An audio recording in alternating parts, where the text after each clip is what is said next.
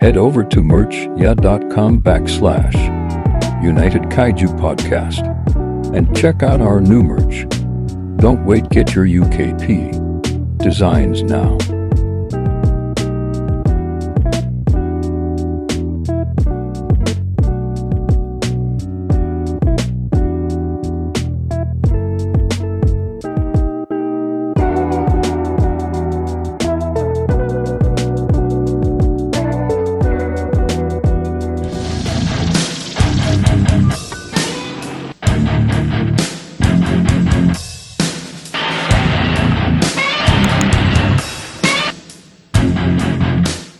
Welcome back, ladies and gentlemen, to another episode of United Kaiju Podcast. Look at John in the background, and then listeners, just listen to what's happening. Listen to what's happening. He's just wrestling in the kitchen Okay, right apple now. juice. With Apple juice. with our biggest guest. He's just in the background rummaging through whatever. But on this episode, ladies and gentlemen, we are excited to bring you Matt Frank, the pillar Sir. of the Godzilla community when it comes to art. And let me tell you, from artist to artist, you are your stuff is top tier. I don't have any of your comics with me right now because it's all in storage, but God, man, your art is Really amazing. appreciate that. That really means a lot. Thank you. I appreciate the representation of my GMK shirt there too. Yep. Yeah. Love this shirt. Love it, man. Beautiful work. Thank you. I can barely hear you, by the way. I don't know if Barely that's hear just me? you. How about now? That's a little better, yeah. Ramon, get your volume up, boyo. Yeah. No, that's very kind of you to say. It's so funny to hear that. Like, I don't know about Pillar. It's just because I think about pillars of kaiju art, and I think about guys I grew up with, like Art Adams and Bob Eggleton, and Shinji Nishikawa and stuff. And these are all just people that I idolized growing up, and so hearing that from you really is affecting me a lot. So I really appreciate that. It's passing the torch, man. Like you grew up with your guys. Now us, like we're the ones looking up to you, and like, oh, it's Matt Frank. Like, holy moly, we got Matt Frank. Everybody, we got Matt Frank, and this time everyone cares. So. Just keep that in mind, my friend. You are a huge inspiration to a lot of people. So thank you. Really means a And lot. thank you for gracing us with your presence. Thank you. Absolutely. Cheers to that. Apple juice time. Cheers. Well, Sparkling thank you ice, for what's all up? the smoke being blown on my ass. We do a lot of glazing. We glaze, boys. We glazing on this podcast. Absolutely. Godzilla in the Hollow Earth. -1. Amazing. A lot of other things. So we go ask you a few questions. You guys mind if I start? You are the artist, Tony. Take it away, bud. Whoa, wait. He has to bless the episode Oh, before we God. begin. No, you know what, Tony? You're fired. Fuck you. You didn't make the guest say the phrase. The Wow, thing. You're done. wow. Get out of here. Get out of here. No. Tony, come back. Oh Baby, my come God. back. You lost blame Tony. it all There he on is. me. Me? All right, Matt. Please bless this episode. All right.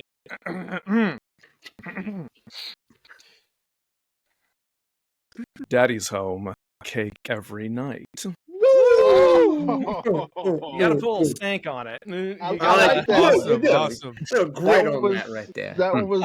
I like that. It was That was smooth. perfect. Velvety. It was velvety. Velvet cake. Yeah. Oh my God. Oh, Tony, take it away. let's get right into this. How does one become the pillar of the Godzilla art community as of now? Given respect to all that has come before you, how did this position land in your lap? Man, that's such a loaded question because the phrase that comes to mind a lot when somebody asks me something of that caliber with, I would say that the phrase that comes to mind is luck is when preparation meets opportunity. Nice. And that's a big, for me, it's you know, I also was one of the only people in the early to mid 2000s doing Godzilla fan art online and just refusing to do anything else. And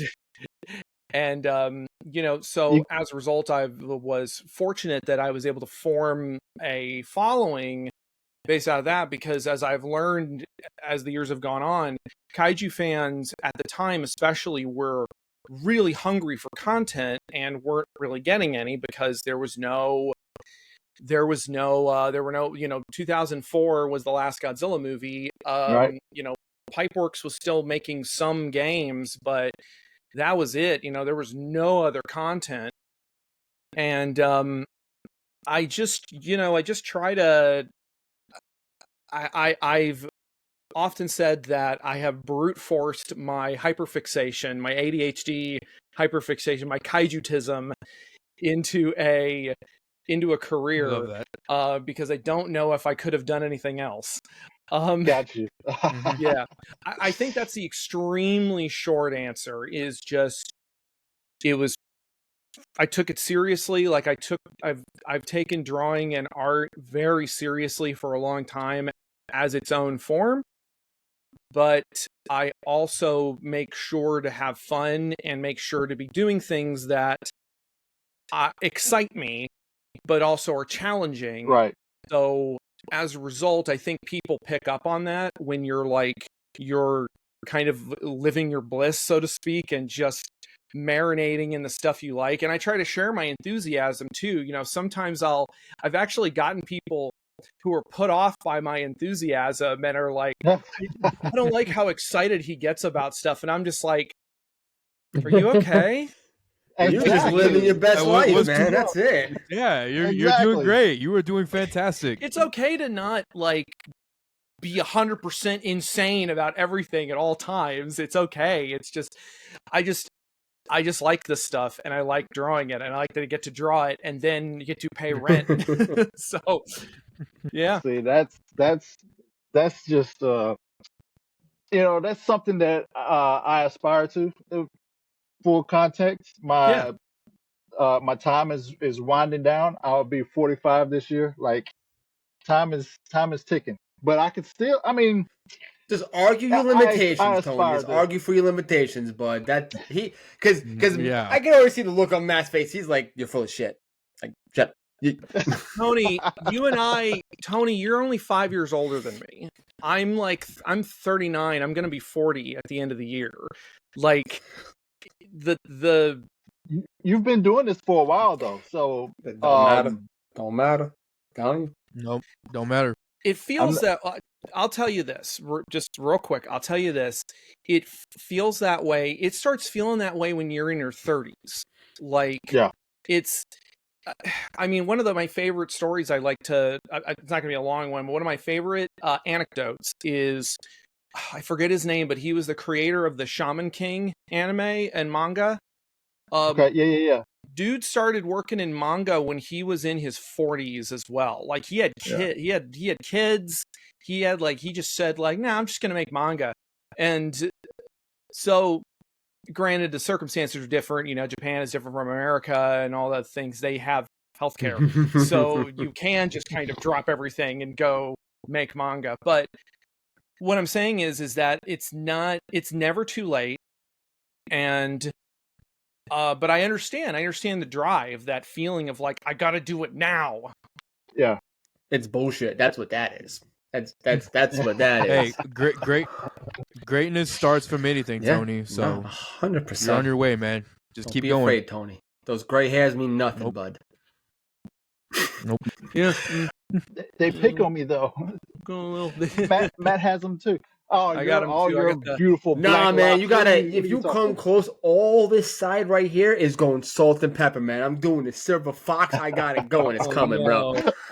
We a bunch of aging millennial. Ramon's the only young one here, dude. It's so bad. So sometimes I'm like, oh great, Ramon's on. Woohoo, the young one. Well, I mean, I'm well on my way. I mean, this year I'll be 30. Shut which the fuck up! and I'm on my I way. just shaved my head. I'm You're on my a way to be 30. I'm on my baby. way to 30. Wah. So, and I just shaved my head because I want to look presentable for you guys. So I was like, yeah, I gotta clean up a little bit. Man said I'm 30. Oh God.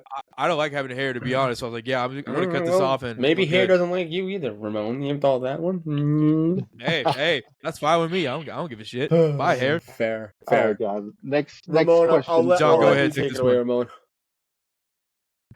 Ramon. So this one isn't a question. I kind of wanted to tell you this, and now you're finally here. I can have this quick story. So back when I was in middle school, Matt Frank, my photography teacher would give me so much crap because I followed your Godzilla Neo series from DeviantArt, and I would just great series, and I would just post. Or I would just print photo after photo after photo and just collect them and like put them in my locker and just be like, this is my favorite. This is my favorite. My photography teacher would get so mad because she would tell me, hey, stop using all my ink. She would give me such a hard time. But I'm like, I'm sorry. This art is beautiful. So like I would have like stacks like this big and just like admire every single one. And Oh my God. so basically I got in trouble because I was like, I love this man art. So I gotta have them all basically. Matt, thanks for coming on the show. You got him in trouble when he was a kid. So yeah, good job, Matt. Hey, I didn't give a shit. I was like, I don't care. This dude art is beautiful and I love it. So I gotta have him so I can look at it every day when I come home from school. That's sweet. Funny. That's pretty sweet. Yeah. You have a That's question really for him? funny. Go on, Matt. Go on. It's so funny. Go ahead, Matt. Oh no, sorry. It's so funny because I used to do this kind of the same thing when I was, in grade school. I was in elementary school, and this would have been like 94, 95. And my dad had gotten this thing connected to the computer called the internet. And Netscape. yeah, and first it was like what you can type a word into Netscape or Internet Explorer, whatever it was, and you'll get whatever you're looking for. And I'm like, type in Godzilla.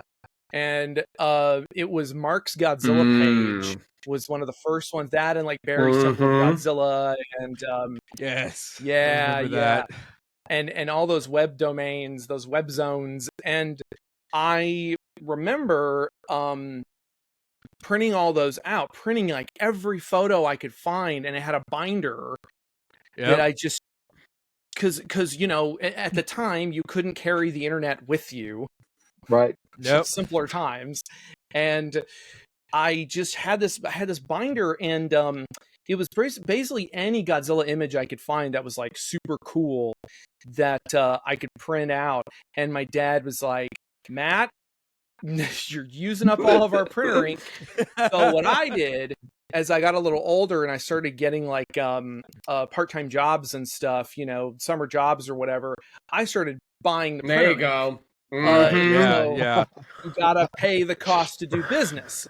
And But so yeah. but so I definitely feel you. I think that's very funny though. Godzilla Neo was such an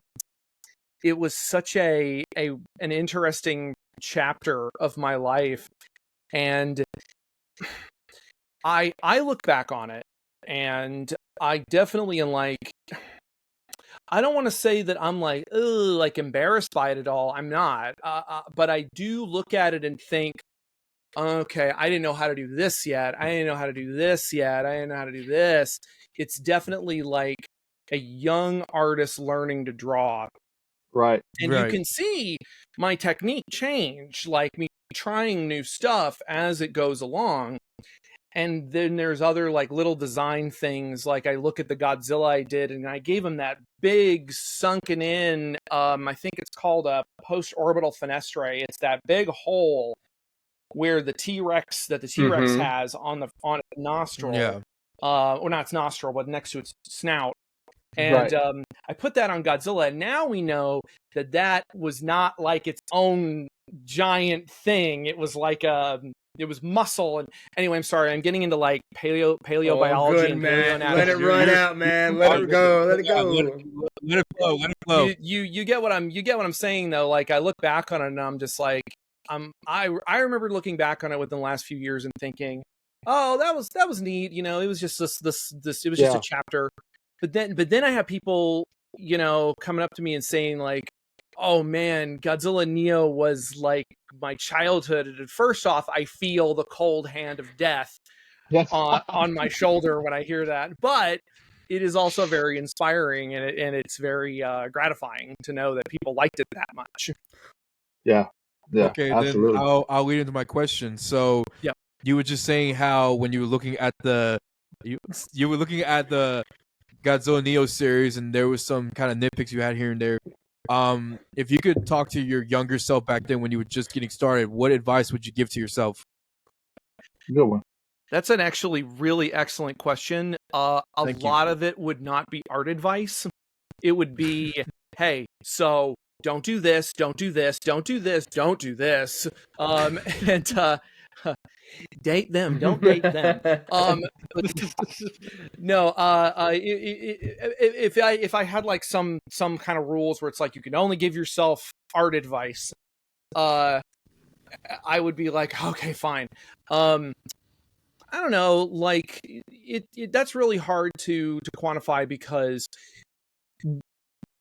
when you're young as an artist, your art brain, the part of your brain that's dedicated to art, is still forming. And even if an older artist tells you how to do something, your brain's not really going to absorb it the same way. Like some of that stuff you have to learn, or you have to get there on your own as an artist. You have to, the experience, the experience is what makes you good at it. What I would probably tell myself is, number one, appreciate the journey, appreciate the struggle, because it's only going to make you better. One of the best pieces of advice I ever got was from an artist, an older artist. He goes by Tater7 on Instagram. I'm going to give him a shout out. And he's old school. He used to work for he did some Marvel work. I think he used to work for Wildstorm and some of those older comic publishers that aren't around anymore. And he told me, every time you draw, you get better. Just every time you do it. It's like experience points. And so that's something what I would tell myself. That, and also, Matt, learn how to draw people. Like, you're not going to really be happy with how you draw people until you're like mid to late 30s. So, I mean, Mothra, I'm working on, well, I'm sure we'll talk about Mothra in a minute, but right now I'm working on Mothra, and I am having to like crash course some stuff that I knew how to do but didn't know how to do, like, by habit. Right. So, but we'll talk about that later. Anyway, so yeah, Awesome. those are probably what I would tell myself. I like it. Nice. That's Yeah. a solid. Dude, that's awesome. That's a solid question and answer. I do like that. All right. You kind of mentioned this before about challenging artwork, so I kind of wanted to ask you, what was your first challenging piece, if you can recall?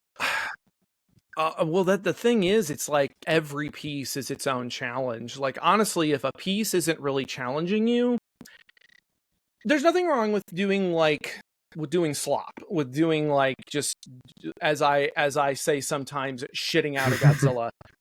Because as is one of my favorite things to say, I've been drawing this stupid lizard every day of my life for the last 39 years. So only I can call him that, though. It's like when you have a sibling and it's just like, oh, no, you don't get to say that. Yeah, you're allowed. I think one of the first pieces that really put me through my paces was, oh yeah, okay, this is just off the top of my dome.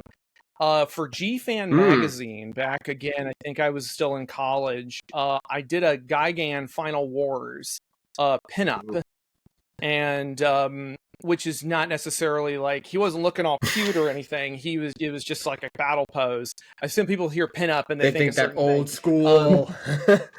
Yeah, it was just like a cool battle pose, and I remember being like, oh man, this is going to be so cool.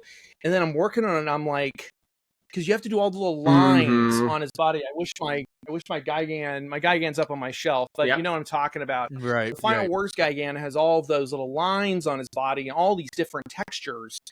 And I remembered being so focused on those lines that when I took a step back and I looked at the whole thing, I was like, oh, the lines aren't really forming a circle. They're too flat.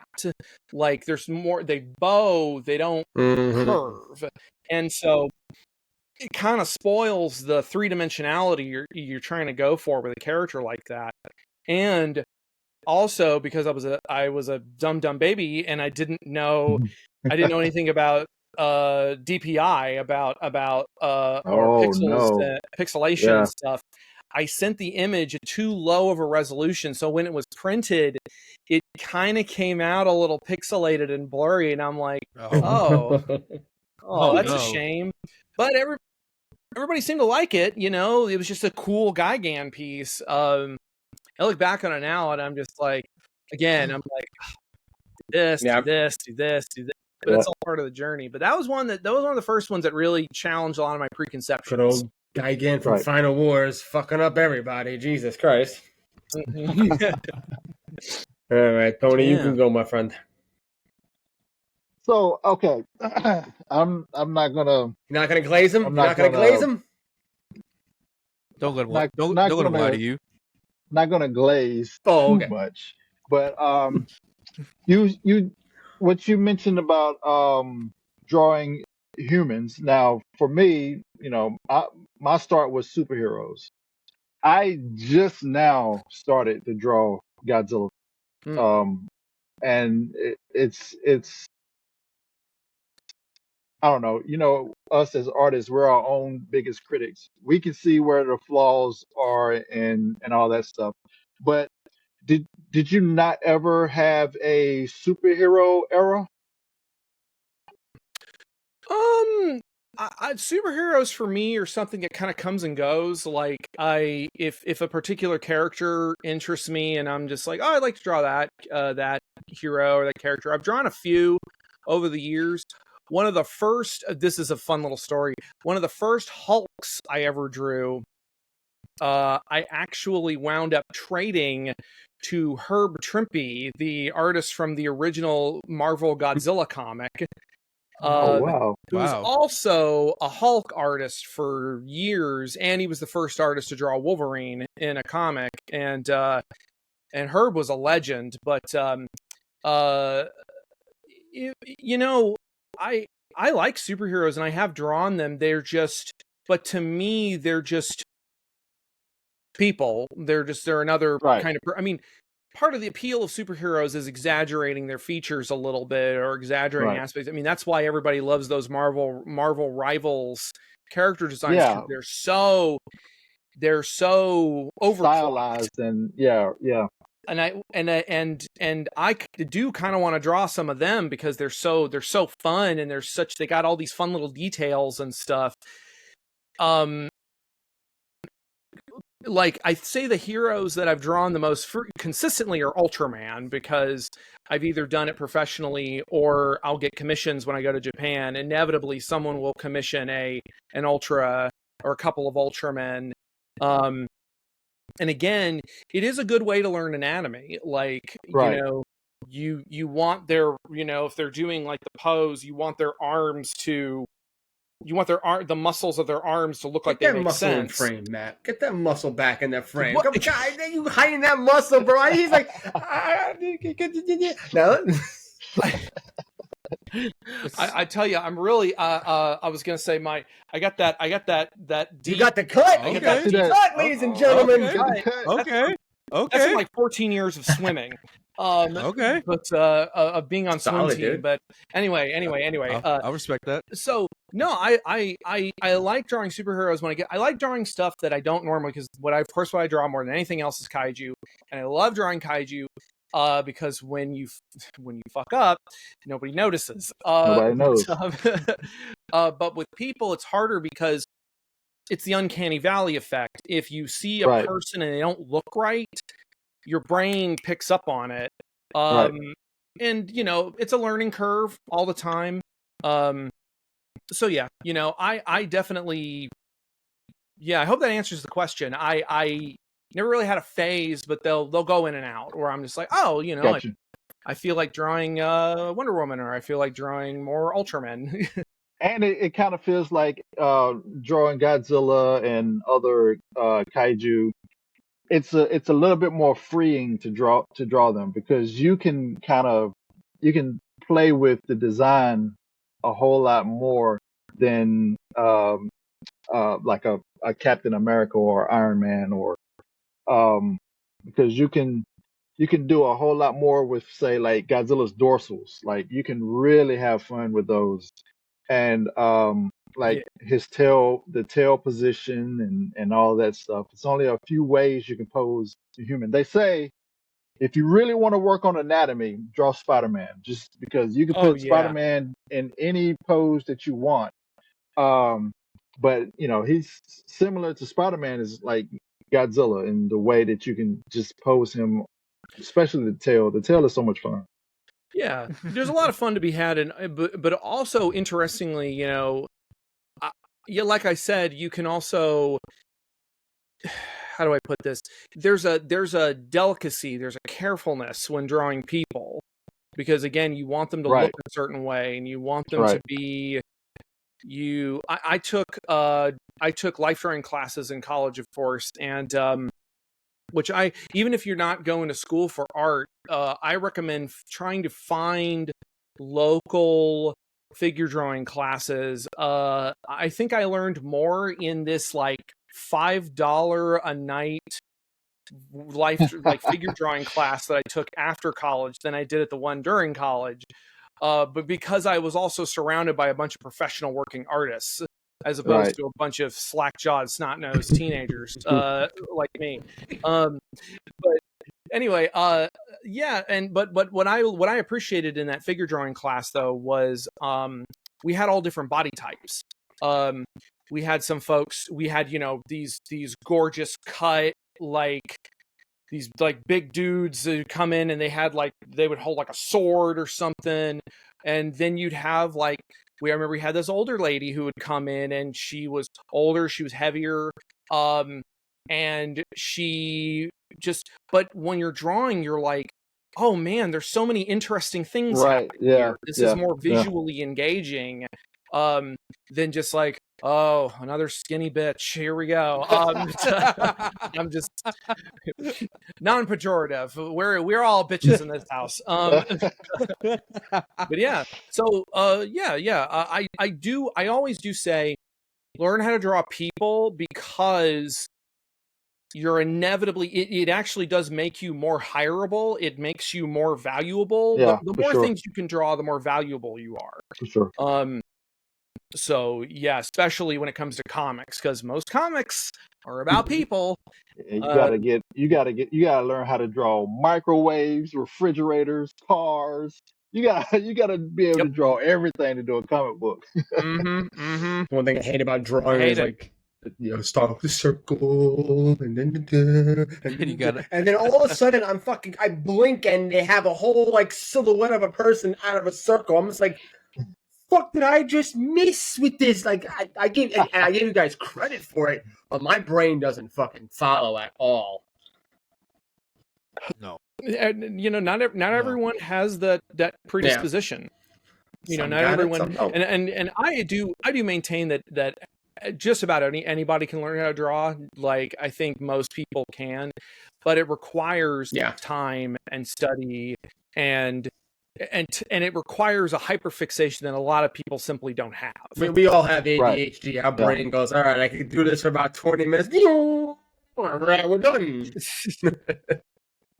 Yeah, I have a piece that I recently finished. It took 24 hours. It was the longest piece that I've ever done in my entire life, because so far I'm trying to get it done and finished. whenever I draw anything because my attention span for that piece of art is only so long, and then I'm like, okay, I want to do something else. That's so relatable. Tony, have you shown me your work before? Have you ever sent me your work, or do I follow you? I can't remember. I don't think that you follow me, and I've never sent any of my work to you. If you have an Instagram or something, send me your stuff later. I wanna take a look at it. I'm trying to get my wife to send down the big print that I made of the last one that I drew that I wanted to share with you. Right on, man. Yeah.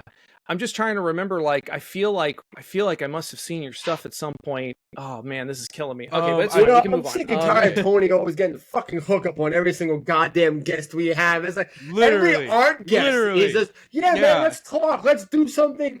In the end, and me and Ramon just sitting here like, I got a booger. Nah. Oh, it's a good piece. It is a good piece. No, it really is. Wait. Hold on.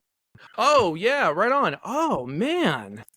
Yeah, he did all that. Yeah, the resolution isn't super great, but I like what's going on here. I appreciate the lighting. Oh, man. Tony just got a boner. Yeah. Send me stuff. Yeah, send me stuff. I want to look at stuff. Like, for sure. What we do. Artists. We connect Tony with artists all the time. Forget about us. Yep. Yeah. No, that's great. I really appreciate it when artists do kaiju that don't fill the frame, because it's something it's so hard for me to not do, because I want to fill the frame. But there's some Japanese artists that I follow who are always thinking outside of the box, and they're doing weird stuff with composition. Like the kaiju will be in like the bottom of the frame, real small and real distant, but there's something real interesting going on down there. You're just like, right. I like that stuff. So yeah, all right. I'll definitely send you some of my stuff. Fucking solid. Please do. Ramon, what you got? I'm zip. What, Tony? I'm zipping. You can put away your boner now. We get it. or turn off the camera for a few minutes, whatever you prefer. Take a cold shower. Go take 10 minutes. What you got, Ron? How?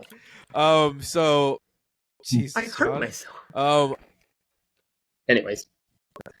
Anyways, I can't help but admire your lovely collection you got and your background.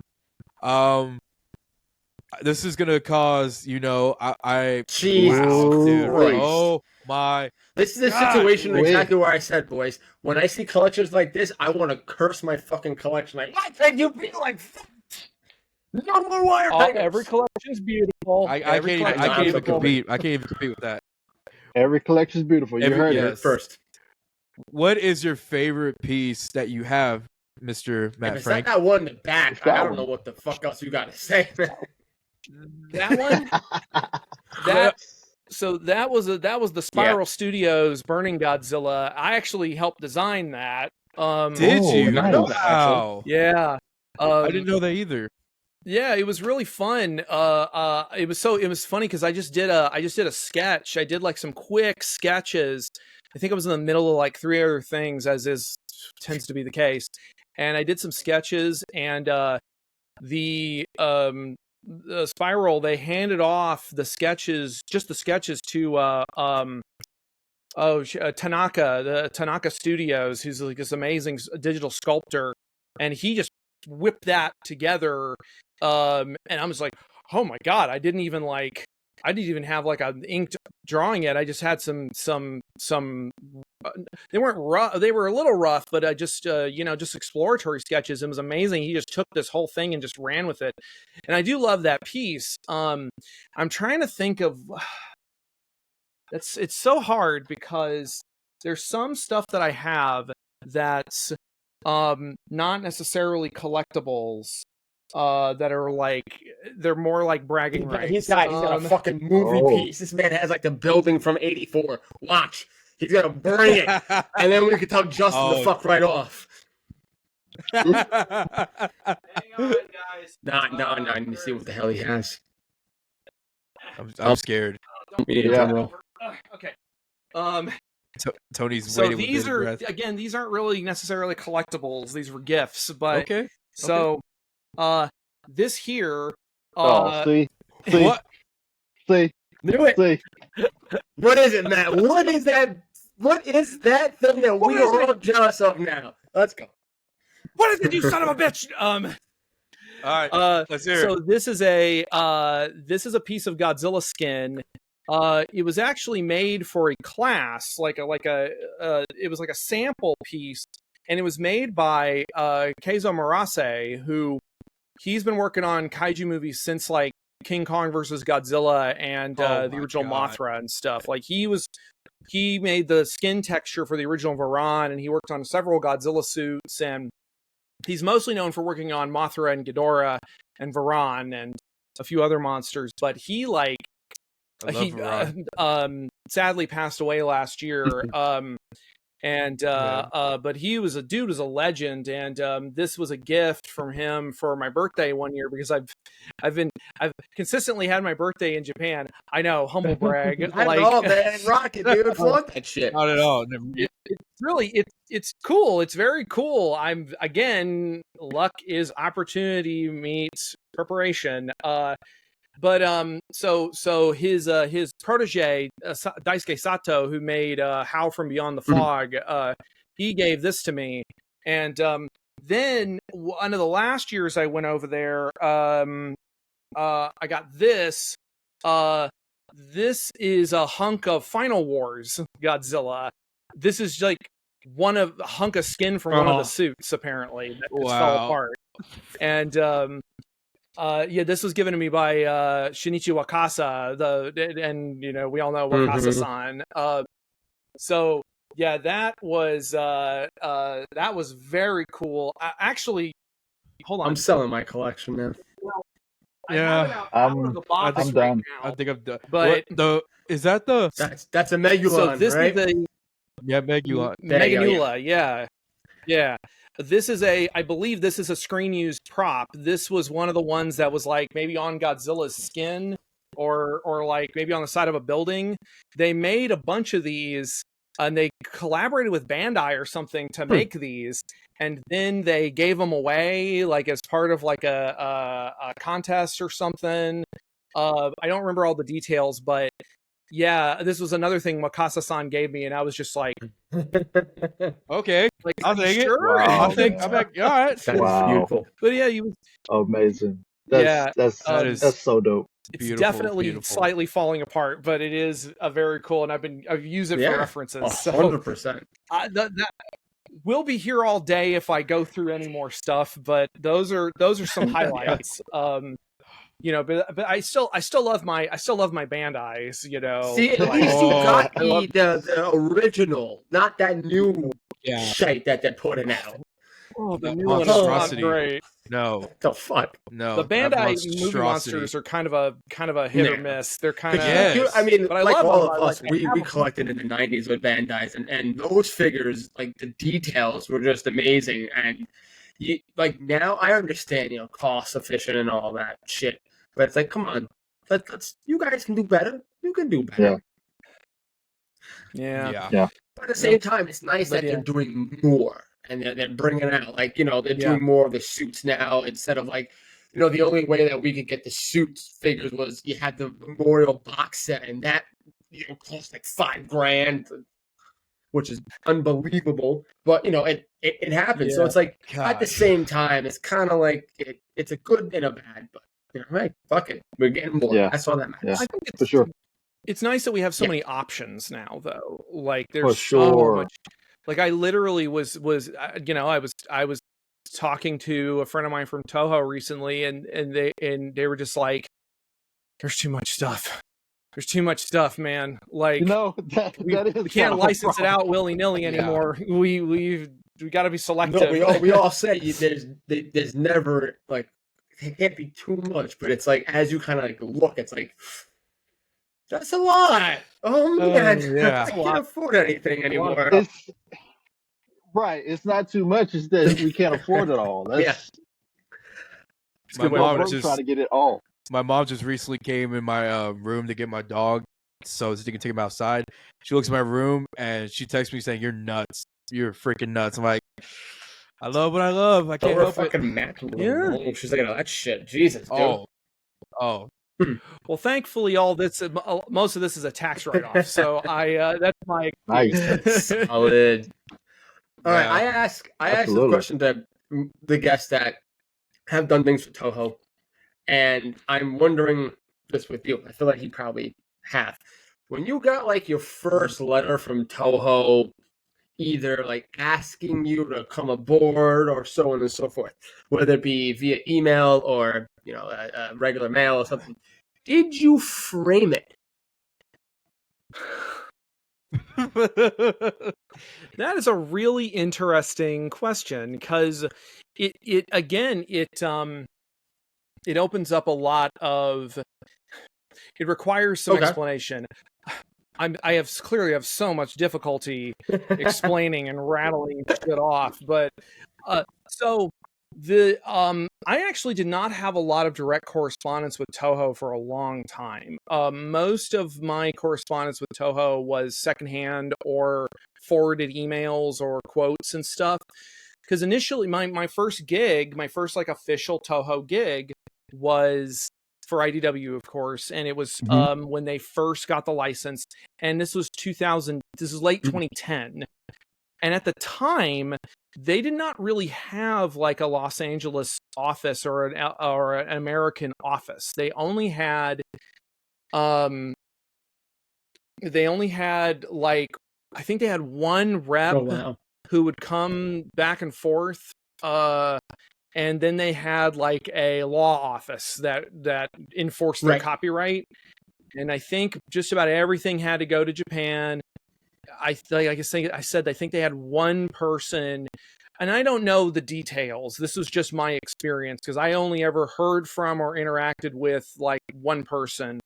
And and she was very like, she was pretty chill, seemed like she, for the most part, if you got a note on something, she was very chill in that, like, so this is how it is, and here's some references, but I don't, it really wasn't until like the last 2 years that I've actually had some direct correspondence with Toho. Because they have like a Los Angeles office, and now I've been there. And I mean, it's cool. It's an office. It looks like any other office. There's just Godzilla shit everywhere. So, I mean, they have cool stuff. But yeah, so the thing that I do have that's like the closest thing to like a letter from Toho that I want to get framed. I have it here on my desk. I actually need to get it framed. Was my ticket to Godzilla -1, the premiere in Los Angeles. Nice. And again, absolutely. which was, I was so thrilled. I was like, what?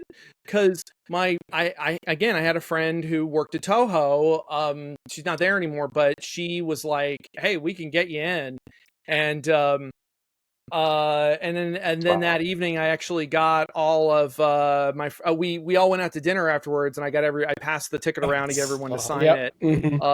That's and I'm gonna get it framed at some point. It's such a weird size, you need to get it like a custom frame or something, but anyway, that's like the closest thing. But yeah, I mean, the thing that I try to tell people, because I'll talk to younger artists and younger creatives who like, well, I want to work for Toho, and I want to do this and I want to do that, and I'm like, hey, I love the ambition.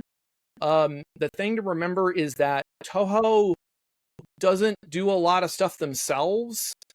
Their job is licensing and like making sure the wheels are greased, and that a lot of the stuff they do is outsourced, or like, and they do have in-house artists. They have some in-house designers who do stuff for the store, but yeah, a lot, if you're working for Toho, means you're probably getting a marketing degree, or or a business degree, or an accounting degree or something. Like, they're not necessarily looking for artists. The companies that work for them and Right. licensed with them are the ones looking for It's art. not like So- that movie. What is it? The Intern, like the Google Studios and whatever, and everyone's like playing with shit and all that stuff. It's not like you go to Toho Studios and the offices have like everything Godzilla. It's just All the Godzilla like a figures. regular office and whatnot. No, that makes sense. That totally makes sense. I mean, it was like there Go was in there cool and just, stuff. I will. There it is. Yeah. Yeah. I will say, like, it is what it is it's a regular office that then they have like been like, okay, we are Toho. Here's our Godzilla stuff. And they did have this big, beautiful drawing by Nishikawa in the entranceway, which was very cool. And then they had like some statues kind of around the office. So as a Godzilla fan, you're so kind of like, ooh. And then they had a conference room where they had like shelves of classic, like old Godzilla stuff that's like harder to find. Like you're just like, oh, I didn't even know they made that. Like they have a set of like Taco Bell Godzilla 98 stuff, which I thought was really fun. I thought that was cute. Shit, crazy. Yeah, and then right. this was a funny story. They had a Godzilla pinball machine, and that new one that came out, and one of the people who was showing us around was like, oh yeah, it's not working, or we haven't gotten it to work or something. And so Kasten, my my business manager and my partner, she was like, I got this, and she like opens it up, because we have the Ultraman pinball machine that I designed, and she kind of figured out how it works and stuff, and how to modify, not modify it, but how to modify it a little bit. And so Kasten like pops open the Godzilla pinball machine, and she's like kind of messing with stuff, and she's like, all right, I got it to work. And so I just think cool. that's just such a funny anecdote of just like, we came to your office and we fixed we your, told you how to fix the machine. Yeah. Yes, this is grand. Well, anyway, that's yeah, awesome, man. So I just thought that was fun. So I think the next question you should ask, Tony, is the one that we always ask about -1. I'm just saying. I was going to ask that, but I'm more intrigued with because I've seen it in a lot of your backgrounds for a lot of different podcast episodes you've done with other people. I want to ask about that Shin that's been staring at me this whole time. Oh, that one? Yes. Oh. That guy there? Yes. Yeah. So that there is a story behind that. So that was that's my art, and it was a print that I did. So in 2017, Funimation was doing Shin Godzilla. They were the ones distributing it and dubbing it, and when it was brought over here in its super limited run, they wanted to do some promo for it. Excuse me. And my a buddy of mine that I've known for years, he's Chris Merjahungir over at Toho Kingdom. He put me in touch with Funimation, and I did a print for them. That was, again, it was a super limited run. I think we only ever did like 100 or something, or like 200 copies or something of this print for Shin Godzilla. And I went to San Diego to help promote it and did a signing. It was funny because I did 2017 San Diego Comic-Con. We did a signing at a bar that was like across the street from the convention center. And because it was Funimation, I was coming in just after another person who was signing, and it turned out to his name is escaping me, but I think he's the voice of Goku. It's like Sean Sean Shamel. No, yes, Sean. Let me look that guy. That guy, Sean. Yes, him.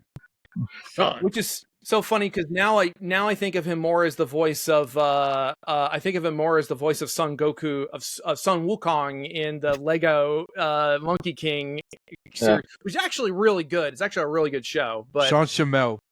Sean Shamel, that's what I thought. Yeah, I think he was the guy ahead of me, and he was like, he was wrapping up his signing, and I was like, "Oh, hey!" And he was like, "Oh, hey, what's up?" And we got a That's picture together awesome. and stuff. And I'm like, "Okay, cool." That's so. Anyway, so that was not the print. We then did an event here in Austin at the Guzu Gallery, which is sort of a pop art, collectibles shop. And at that event, we had this Godzilla head printed up because we wanted to put it like in the window or on top of the building or something. And we couldn't figure out how to get it up there. Like nobody had like a ladder high enough. We didn't know how to adhere it to the window or anything, because they showed up with it like the day of the event. And I was like, okay. So instead, people were just like picking it up and taking pictures with it, like holding it Yeah. and stuff. It was really funny. And then at the end of the night, they were just like, "You want this? Because we're not taking it back to Dallas." So yeah, I just kept it, and then we put it up in here in my office as a kind of That's so dope. yeah. So yeah. he's pretty cool. I'm honestly just realizing that we can do a full screen on someone who's speaking. So I just realized that the Shin is back there. This whole entire time I'm looking at the fucking dorsal. I'm like, does he have a dorsal Yeah, I from see Shin? And then Tony That's points what I out, thought I'm like, too. oh, I could full screen this motherfucker. No, I see everything on it. It's gorgeous though, man. It really is. I have my I have my windows a little smaller, so I don't know what's on frame. Of course, I messed up my That's all camera good. now. Everything But, on frame is perfect. Like, it's beautiful. So all right, good. All right, so what did you think about Let's go. -1? Is that what you- Yeah. 1 second. I'm just gonna make everyone sick for a sec. There we go. But -1. I keep putting it in these words. I'm always surprised at how good it is. Like, That's a good way to put it. Yeah. It's surprising how good that movie was, outside of being a Godzilla film. Yeah, it's such a and it feels almost weird that we hadn't gotten one like this already, but I mean, I kind of maintain, like, I kind of bristle every now and then whenever people are like, "Oh, it's the first Godzilla movie with good human characters," and I'm just like, shut up. You've seen like 3 Godzilla movies. Sit down. Because just, what they're thinking of is they maybe saw the original when they were like 10, 15 years ago, and then they maybe have seen the legendary films, and maybe they saw Shin Godzilla. Right. But I will say that it does. Yamazaki is really good at compelling human drama. He's very Spielbergian. He knows how to tug on your heartstrings. Right. And when you make the story so personal about this one family unit and their little community, because the inevitable problem is that the more monsters you add, and the more military hardware you add, and the more super weapons you add, it does start to, the humans become less important to what's happening. Right. Because there's so much happening, it becomes an ensemble piece. It's one of the reasons why Shin Godzilla is the way it is, because it's such a big problem that it's about the characters doing their jobs and reacting in the way they're kind of supposed to react. And a lot of people didn't really get that. I mean, obviously enough people did because it did well, but with -1, it's just like again, Yamazaki, he takes what Honda was good at, which is making these kind of fun, these fun, memorable characters, but he just cranks it up to 11. Yeah. So, and making Godzilla smaller was also like a really good choice, because I like Godzilla X Kong as much as the next hyperactive teenager, but I like it. I like the movie, but at the final battle, I'm watching it and I'm just like, God, they're so big. They're so big, and it feels like the buildings don't even mean anything anymore. Like, they do a little bit, like they are kind of like swinging off of them and stuff, but still, they're so Yeah. big. Yeah. And it just feels like it's meaningless at a certain point. Whereas with -1, it's like, oh, he now considers this to be his territory, Godzilla. He's going to clear out the vermin. Like, he thinks of these little things as a threat, as a potential threat. So he's going to clear them out now. And I think that is really interesting. There's just a lot going on, and that's what I also like. I also like. It has a distinctly, apologies in advance for getting political. It has a distinctly anti-fascist, like the choosing to live, because right.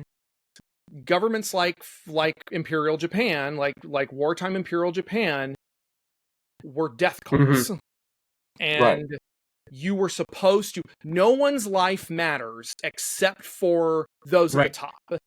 You give your life for those in power. This movie and this movie is directly saying no. Every life, like everybody's life, has value, and I bristle sometimes because I've talked to people who are like, this was a pro-imperialist Japan nationalist film, and I'm just like, in what world? Jeez, who? God, man. Yeah, like, oh, because it was about a kamikaze pilot. He didn't kamikaze. Yeah. Like, that was the whole point. Yeah, He didn't even do his fucking job to begin with. Like, come on now. Like, are you watching the film, dude? We the same movie? It showed Japan's turn, right? I mean, in the film, like that's what I say that a lot. You know, just with Godzilla as a whole, the entire franchise, like the atrocities that were, you know, the bombs on Hiroshima and Nagasaki is why Japan is the way that they are now. Like, as a whole, I mean, everything, their entire culture. Big kudos to the Japanese culture. I love it. I'm hoping. I made a video on my TikTok saying that, God, I hope ICE doesn't find out that I'm Japan. I was born in Japan and try to deport me back to Japan. Please don't deport me to Japan, ICE. Please don't do that for me and my family. You know what I'm saying? So, oh no, don't give me universal health care and walkable cities and trains that run on time. Like, I mean, I've you know, like I've said, I've been to Japan a lot. I go once a year, and I've seen a lot of the good aspects. Like any culture, I've seen a lot of the good aspects. Any culture has the bad good and aspects. bad, Like anywhere, you know, it's like that line from Godzilla versus Biollante. Wherever you go, people are the same. There's good and there's bad in every country. But there is a sense of unity that is, and it goes both ways. You know, on the one hand, it's don't rock the boat. Don't make a fuss, you know, don't take up space. But on the other hand, keep the trains running, and let's keep our public health in mind, and let's, you know, make sure that make sure people have access to food and water, and you know, it's you know, there's good and bad aspects to it, but if anybody is interested in that point of Japanese history in World War II specifically, and like the build up and the drop off and all of that, there's two podcasts that I recommend. They're rough. I'm telling you right now, guys, they're real rough. But if you're interested in history and you want to know, like, kind of a little more about the DNA behind Godzilla, the last podcast on the left did a. They're great. Love that They're show. fantastic. Loved it for years. You write it down. but I always quantify by being like, they're really blue, guys. They're really like, it's real rough humor. But they did a multi-parter on the creation of the atom bomb, on like Oppenheimer, and they also like check in on Japan, and they do a really good job of showing like, oh, however bad you think the bomb was, it was way worse. It was worse. Like, it was hell. It was hell on earth. On top of that, the last name is Carlin, but it's Hardcore History. Hardcore History has a multi-parter. They're long podcasts. They're like 4 hours each. So you put it on while you're working or something, or doing chores or something like that. I could do that. And he does. I keep wanting to say George Carlin, but that's the stand-up. Flows off the tongue. George Carlin. Fuck. Yeah, it's not him. It's Dan Carlin. But he does a great job of breaking down the because it's called Supernova in the East, and it's about the build up to World War II, and kind of why the Japanese were so aggressive and were so good at what they were doing. Like, there's all these layers to it that are fascinating, because it was like the quick thing I'll say, this wasn't the only reason, but it was like, okay, the Japanese government decided to dissolve the samurai class. They were like, all right, we're modernizing. We're in the Meiji era. We're modernizing. We're westernizing. We're dissolving the samurai class. Well, what do we do with this entire class of people who are warriors, who were born and raised and whose culture is to conquer their enemies? Oh, they all became politicians. So now you have politician families that all are descended from samurai. So it's a real interesting. It's real interesting. So I highly recommend both of those. Last Podcast on the Left and Supernova in the East. Makes the kamikaze much more I understand why there was a kamikaze. That's the thing about like Shin Godzilla is it's kind of poking fun at them because of how they go down the chain, but at the same point in time, like that one scene where they're waiting for the PM to give the go-kay to shoot down Shin Godzilla, and there's that one couple. He's got the wife on the back hubbling. He stops the whole fucking thing, totally aborting the operation. All this for these one people, and it's like, they actually care about their people. Okay, I love it. It's so multi-layered. Like, that's what I love, is that we've gotten all these Godzilla movies that are so multi-layered just in the last 10 years. And I like that. We kind of have our popcorn Godzilla here in America, which is nothing wrong with that. Nope, nothing wrong with that. And but we also have like our thinking Godzillas and our feeling Godzillas, and whatever the hell singular point is supposed to be. I'm just science, damn it! It's all about the science. Caston is that's her favorite Godzilla next to -1. She's a big astrophysics and theoretical physics nerd, and she's watching it, and she's just like, we were watching it together, and she's just like, okay. I'm just like, I got smoke coming out of my ears. I'm just like, you're going to break it down to me. I'm just going, I mean, I agree. Like, I had to watch it a couple of times to even somewhat understand what was going on. And the only thing I got was Godzilla is the singular point, and that's about it. That's like, and otherwise, it's fucking awesome. I love the Ultima design. I love the evolution. I really love that they stuck with the evolution, because with Shin Godzilla, I was, damn, that's awesome. It's a game changer. And then adding on the old school Toho Kaiju monsters together, even though my boy Gabra got snuffed out by, Salunga, but we won't go there. That's a whole topic. I really wonder about why they did that, because Gabra is supposed to be an imaginary monster. So maybe they were like, well, Salunga is a physical monster, exists in the real world, or Gabra is an imaginary monster. So maybe that's why they did come on, like, my boy needs some, I don't know, some screen time again. He got fucked over. Like, come on, man. Either way, it was cool to see. John is itching for the return. Listen, it'll happen. It'll happen. It's gonna happen. I'm telling you. One day, it might not. That would be hilarious. It's like -2 is with Gabra, and like he's a full form. The community would shit them easily. Oh my god, this would be so funny. I definitely. Yeah, there's like no information about whether or not what the decision was behind. I don't know. I was checking Wikizilla and I didn't see anything about why. But anyway, we can move on. Shout out to Gabra. Ramon, you got a question, brother? Yeah. So I was curious, Matt Frank, what was the Godzilla movie that started it all for you? Good question. Ooh, nice. Because Tony was 84. My buddy John over here was 64, Mothra vs. Godzilla. I got started through King Kong vs. Godzilla. What was the film that started the love for you? It's funny how those were the ones that were on VHS when we were all kids, you know, those ones.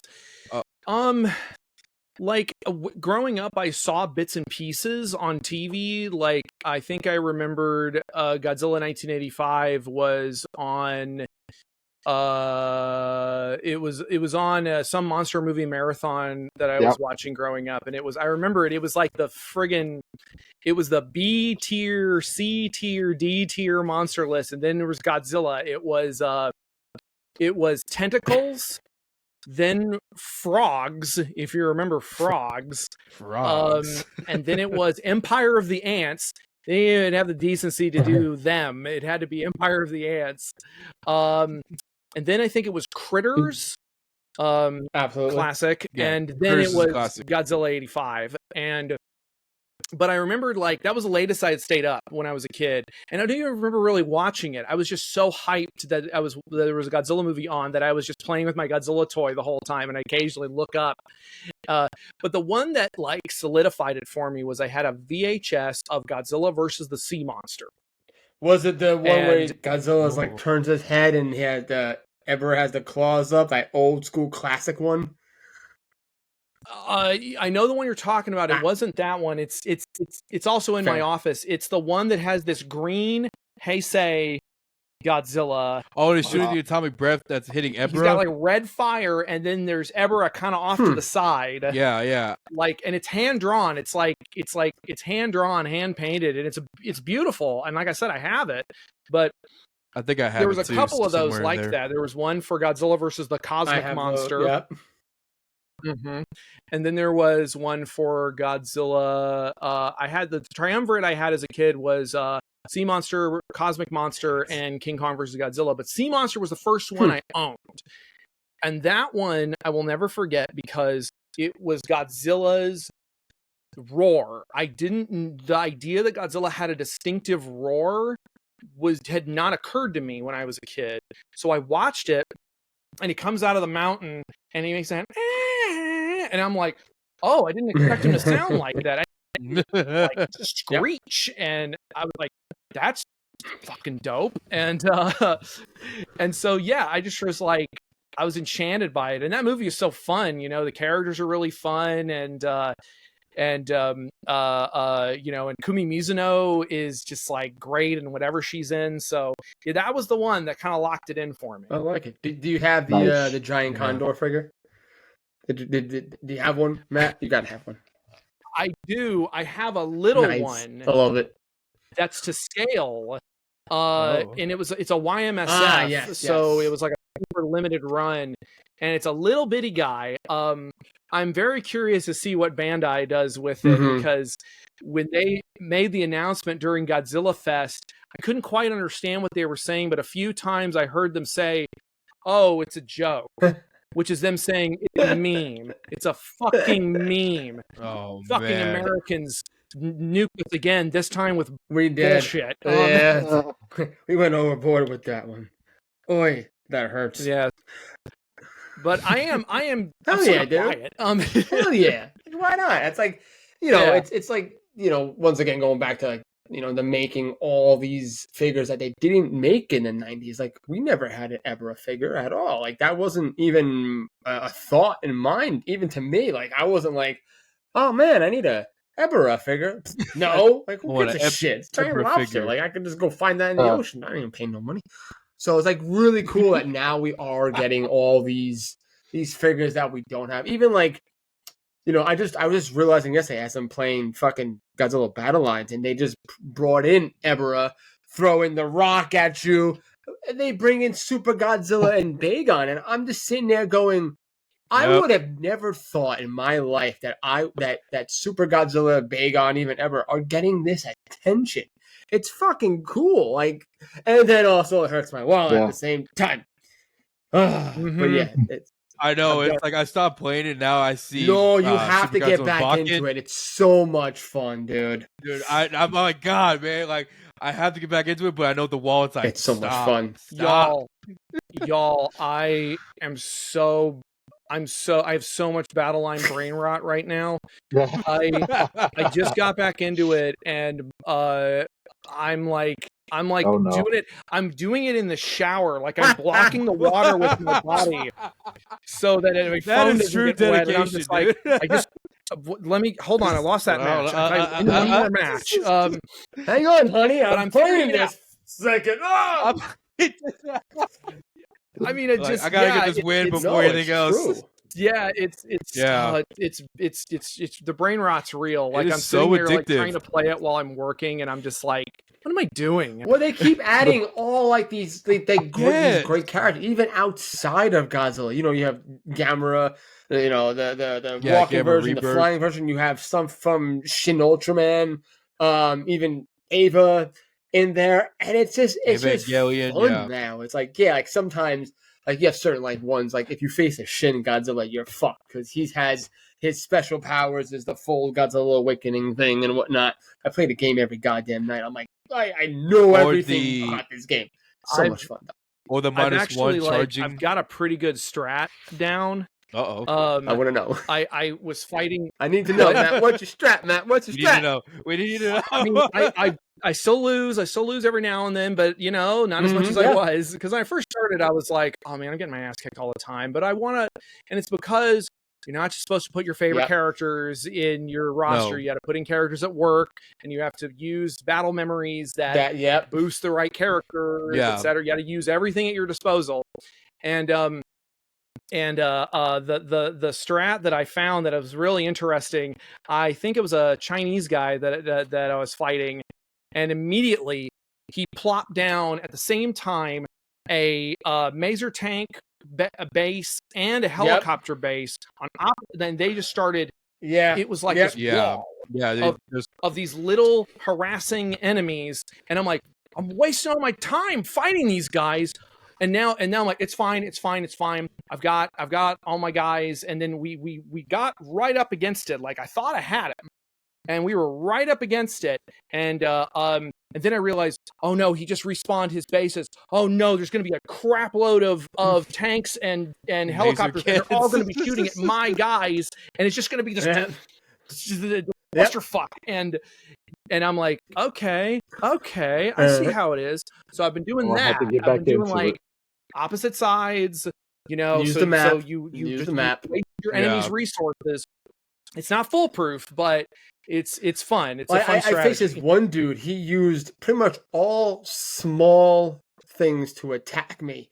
The Maser, the helicopter. Then he brings out the little destroyers. Then he brings out the group of Kamakuras. Then he brings out the Dorats. Then he brings out the flying Galeses. And I'm just sitting there. I got annihilated, dude. I'm not here. I put down one piece, shoot the shit out of that guy. I think it was like Godzilla 91 that day. And then I just get bombarded. I'm just like,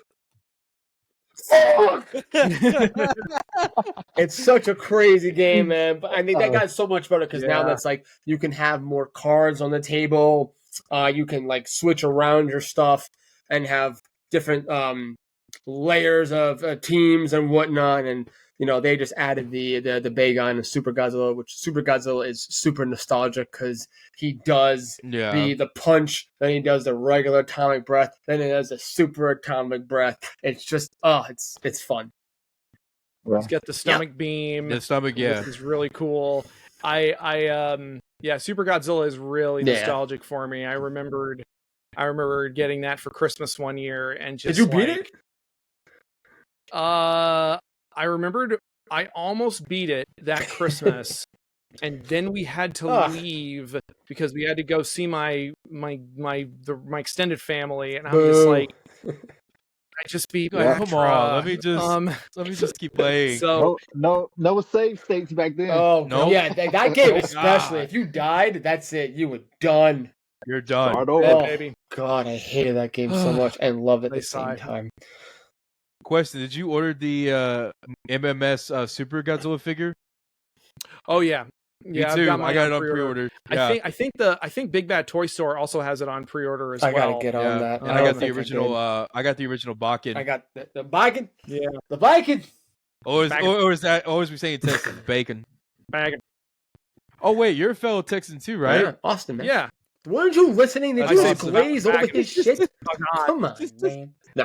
No, sometimes I keep forgetting you are a Texas native. I mean, what? Because he's not all yeehaw and a cowboy hat with some boots on there, Ramon. I mean, look at me. Look at me. I'm not. You got your cowboy hat in the back. We all fucking know it.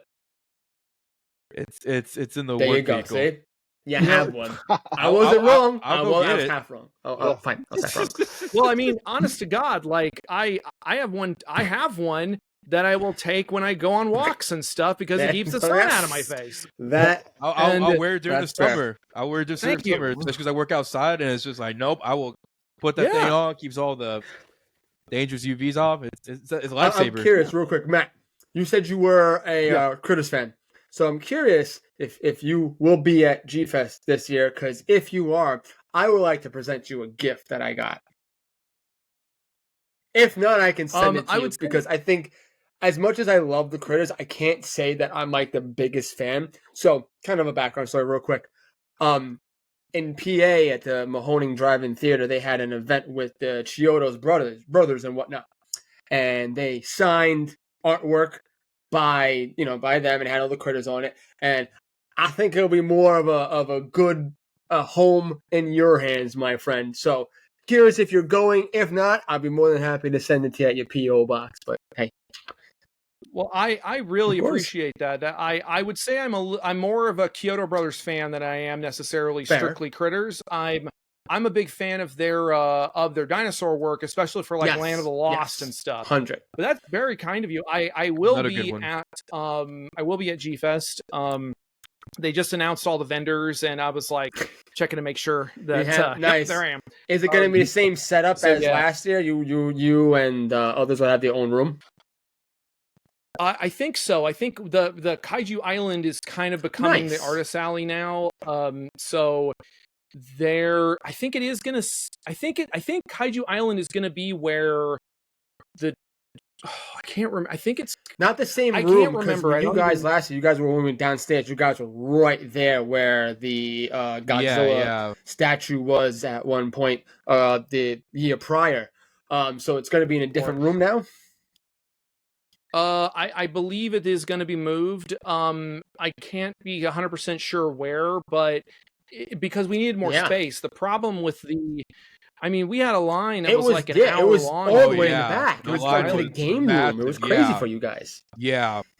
Yeah, and so we appreciated the foot traffic, but it was like, the space just wasn't good. Like apparently the space was smaller than they were expecting it to be. So they're gonna try to fix that this year. So we will see what happens. Either way, I'm gonna give you it. And then just to give you.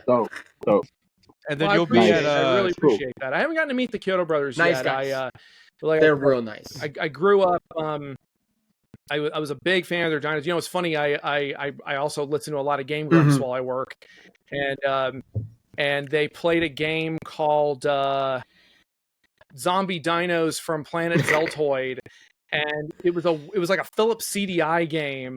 and so it was all like full motion video and stuff. And they had this little puppet dinosaur pop up, and it's Cam Clark, who's the voice of like Raphael.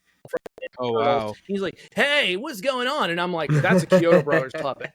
And then the dinosaurs show up, and they're all stop motion. And I'm like, "Those are the dinosaurs that they use in like half of the shit that they made." Like for the do I still have it? Whatever, it's fine. Sorry, we've been talking about Kyoto Brothers, and I'm just like, "Oh, what about I got this. I got that. I got this. Yeah. Dinosaurs, and Gary Owens and Eric Boardman, and okay. No, 100%. They were showing their films in 35 millimeter film, which was just exciting to see because you had that old grainy film. So it was like really cool, and like I was talking to a couple of them. They could talk for days too. Really nice guys, really funny. So no, solid dude. I love hearing it. It's great stuff. Yeah. Amazing. Absolutely. I hope to make it to G Fest this year. I really hope to be there. Yeah, it's gonna be fun. I'm trying, man. It's gonna be fun stuff. I'm trying. Any figures, Matt, that you're looking to get, or a G Fest or snag, something rare? I feel. I don't like. That's beautiful. That's a new one, right, Tony? Is that the new one? Yeah, solid job, dude. Yeah, dude, it looks amazing. That's beautiful. I want to get that Super X2. I'm not gonna lie. Yeah, it's the model kit. It's like $30. Oh, yeah. Cool.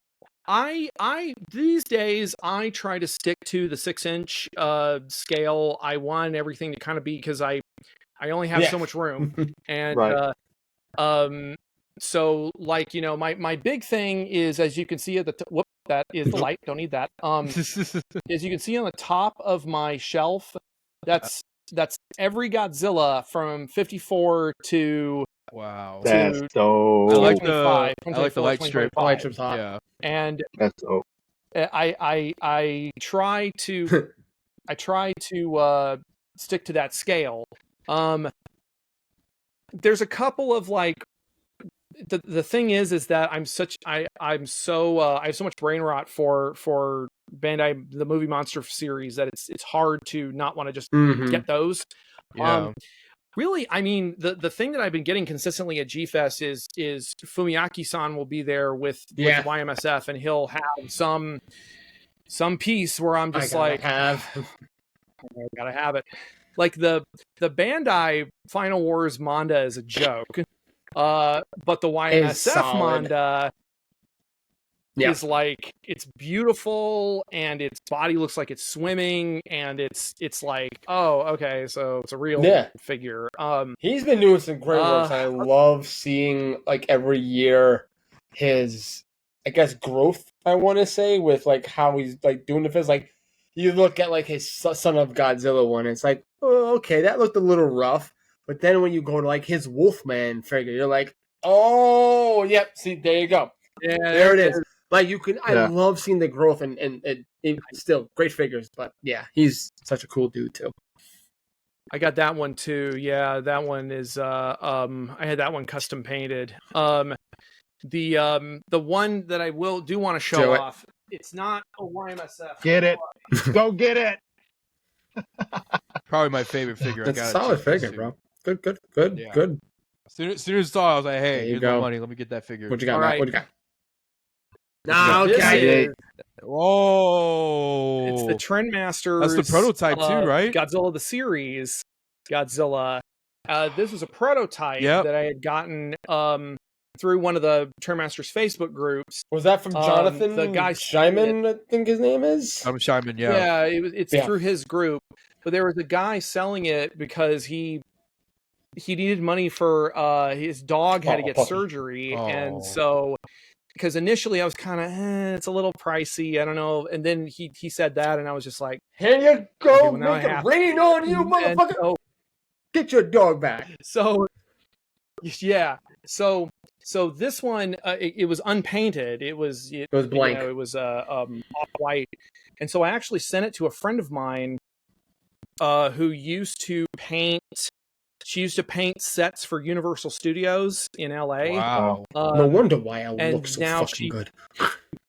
Now she she's moved to the woods and is as a blacksmith off the grid. And makes like knives and swords and shit. Oh wow. But yeah, so she painted this for me and it just came out gorgeously. Like the colors are so vibrant. And so this is definitely another one of like crowning pieces of my collection. But aside from that, I'm big into Haya right now. Like I'm sitting on pins and needles. Like I fully converted from Monster Arts to Haya. Like it's gonna happen. There's still some Monster Arts pieces where I'm just like, oh, their Jet Jaguar is really good, or they do really good mechs. But like the Kaiju are so expensive, and then you got Haya, and they're just like, oh man, Pick and choose. I really want that evolved Godzilla. So fair. Yep. I hear. Put him right there. So how do you feel? How do you feel about Super 7? Oh boy, I like Super 7. I'm not really. Some of my friends are Super 7. No, I'm not like a huge. I'm not huge into them. Not for any particular reason other than I just can't collect everything. Got you. Yeah, I have a couple of their. The one I have two. I have two. I have three. I have two. The React. Three. I have three. I have three Super 7s that I can think of on the top of my head, and they're the small ones. Yeah. I have the Rodan, the Mattel Rodan. Oh, the 80s one. Oh, the reaction one, one, yeah. Because I had one of those, the full one that I had gotten in like a trade, and I got it for a steal, and just for some of my dumb artwork, and but it got bumped accidentally off of the shelf, and his wings shattered. Because the plastic had just degraded, like something happened with plastic, and it just like that was a bummer. That was a big bummer, but But so then I have the little one, and then I have the I have that weird 56, 57 Godzilla they put out that was like a Gigantus suit. That was that they made. Very random that they came out with that one. And I mean, like, for us, I mean, I won't shit talk, but I'll be respectful. But like, that's the one thing I can appreciate about Super 7 is they bring the rarity. Like, the Godzilla meltdown and figure. No one else has done it. In my opinion, it's not perfect, but the rarity of it is really, really cool because no one attempted that. And I think that whole imagery of the half melted face and the skull is badass, and no one can do it. So I had to get it. But yeah, that 57 Godzilla also is crazy. Every time I think about that burning Godzilla figure, is he gonna talk shit? I think about no. It's a really cool figure. It just, again, it's not to scale. It doesn't. If they made one that was in the 6-inch scale, I would buy it.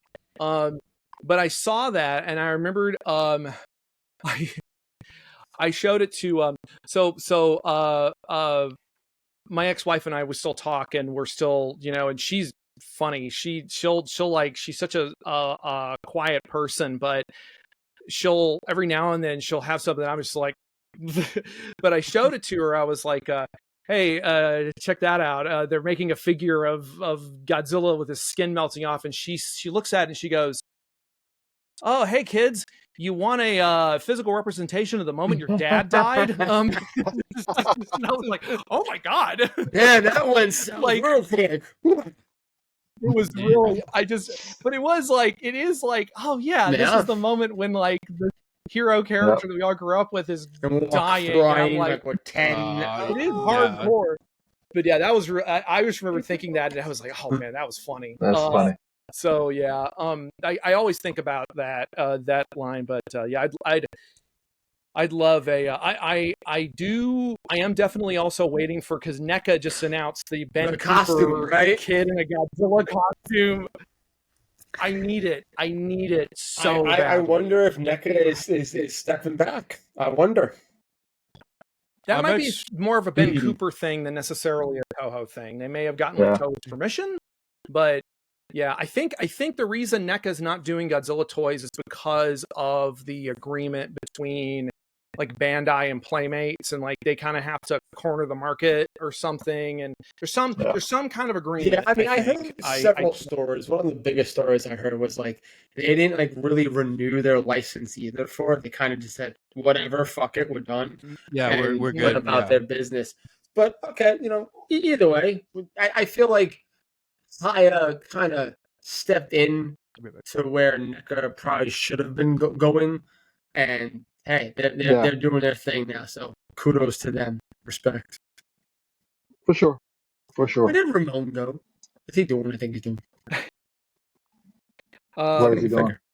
We might need to. We might need to wrap it up here. I was just gonna kind of say, hey, maybe we should wrap it up because we've had you longer now, but it's been such a challenge.